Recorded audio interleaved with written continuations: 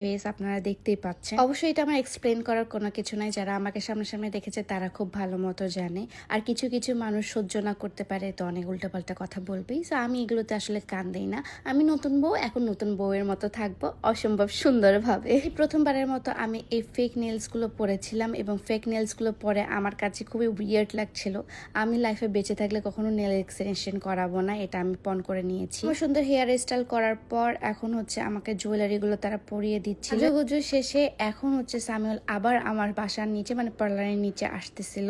So বাসার নিচে বা পার্লার নিচে এসে সামিউলের আমি একটা রিয়াকশন ভিডিও নিতে চাচ্ছিলাম এবং ও আমাকে দেখার জন্যই আসলে এতক্ষণ ধরে ওয়েট করছিল।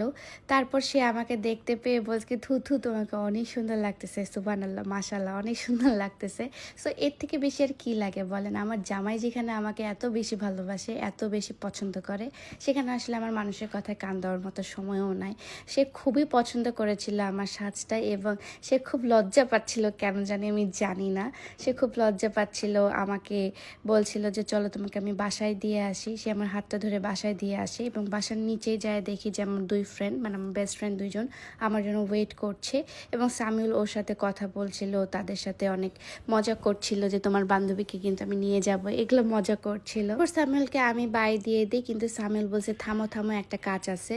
তারপর সামিউল আমার যেটা করলো সেটা হচ্ছে বান্ডিল থেকে টাকা বের করে পুরোটা আমার ফেসের মধ্যে আর কি আমার যেটাকে আমরা বলি নাজার উতরানো, সেটা নাজার উতরায় আমার হচ্ছে ফ্রেন্ডগুলোকে টাকা দিল। আমি বলছি আমার ভাগ কই?